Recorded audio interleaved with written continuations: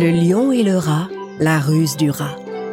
Tandis que le rat, un des plus petits habitants de la forêt, prenait son petit déjeuner, il entendit quelqu'un frapper de toutes ses forces à sa porte. Curieux, le rat alla ouvrir et vit une biche toute triste devant chez lui.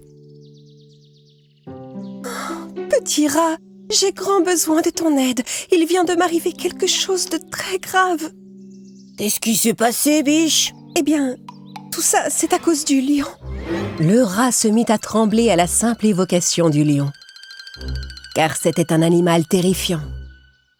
Tout à l'heure, il m'a dit... « Puisque je suis le roi de tous les animaux, tout m'appartient et je vais prendre ta maison. » Et il s'est installé chez moi. Et je n'ai plus nulle part où aller. Tous ceux à qui j'ai demandé de m'aider à récupérer ma maison ont pris peur et se sont enfuis aussitôt. Évidemment, parce que c'est un lion. Tous les animaux ont peur de lui. Mais toi, tu n'es pas comme les autres animaux, mon ami rat. Tu es bien plus courageux et plus intelligent.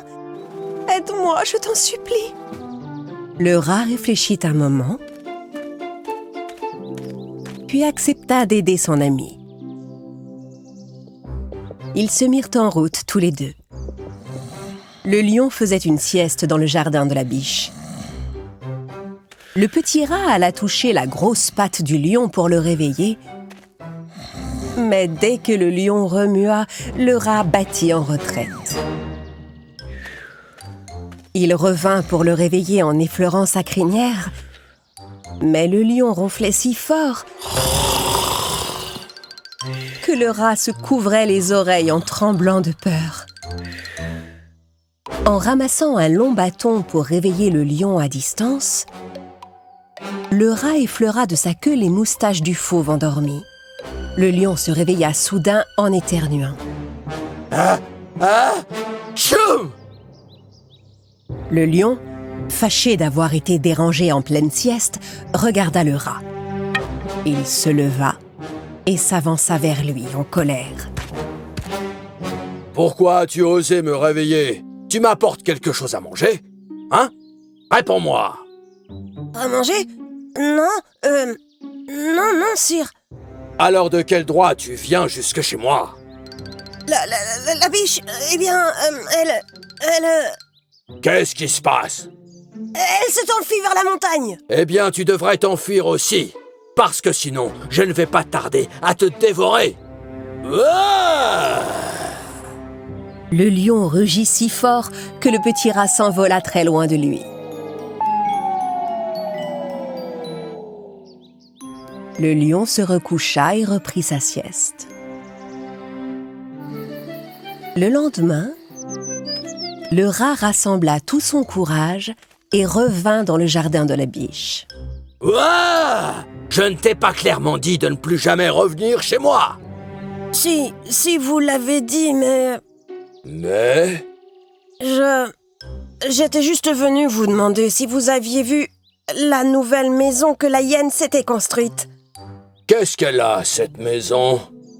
Elle est plus grande et plus majestueuse que la vôtre. Et elle a un immense jardin avec des arbres et de l'herbe bien verte tout autour. Oh, tu m'en diras tant. Le lion voulut voir cette maison, qui avait l'air bien plus confortable que celle de la biche. Très bien, emmène-moi voir cette superbe maison de la hyène. Le petit rat tremblait de peur, mais il accepta de conduire le lion. Au bout d'une longue marche, ils arrivèrent chez la hyène. Mais il n'y avait ni maison majestueuse, ni jardin luxuriant. La maison de la hyène était une petite grotte très ordinaire. Espèce de petit menteur! Ouah! Je vais te dévorer. Viens ici tout de suite. Ouah! Voyant qu'il avait été trompé, le lion se précipita vers le rat. Le rat courait à travers les troncs creux, tandis que le lion courait à côté. Au moment où le lion allait rattraper le rat par la queue, le petit rat grimpa rapidement à un arbre. « Je vous en prie, Majesté, je n'ai pas fait ça contre vous. Je voulais juste aider mon ami la biche. » Le lion était encore plus en colère, et il se mit à secouer l'arbre avec ses énormes pattes. « Descends de là, misérable rat! Ouah!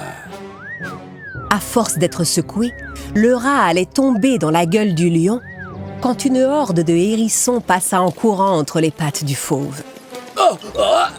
Aïe, arrêtez! Le lion s'efforçait d'éviter les hérissons, mais plusieurs de leurs épines se plantèrent dans ses pattes. Profitant de l'occasion, le rat sauta de l'arbre et s'enfuit au milieu des hérissons.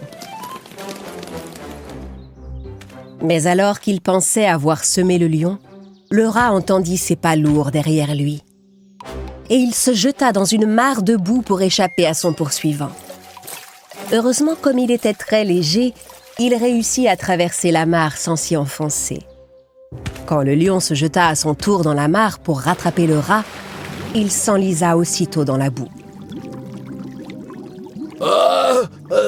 C'est quoi ça? Ne bougez pas, Majesté, ou vous allez vous enfoncer. Je n'ai pas de conseils à recevoir d'un petit rat comme toi. Le rat, qui voulait l'aider, ramassa une branche par terre et la tendit au lion. Majesté, attrapez cette branche. Je vais vous tirer pour vous sortir de là. Non, je n'ai pas besoin de toi. Je peux sortir d'ici tout seul. Mais dès que le lion arrivait à sortir une patte, une autre se coinçait dans la boue. Et plus il se débattait, plus il s'enfonçait. Il finit par abandonner. Hé, rat, je vais m'enfoncer. Aide-moi, j'ai besoin de toi, s'il te plaît. Je veux rentrer chez moi. Je t'en supplie, dépêche-toi.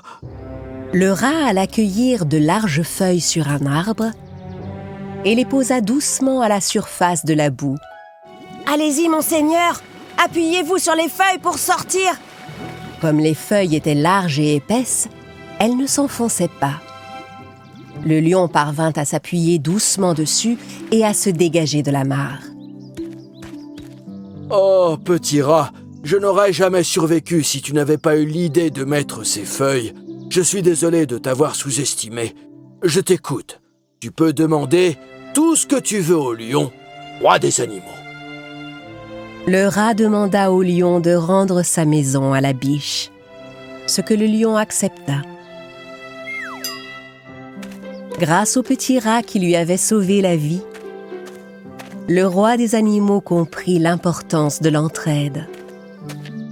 La biche retrouva sa maison et son joli jardin.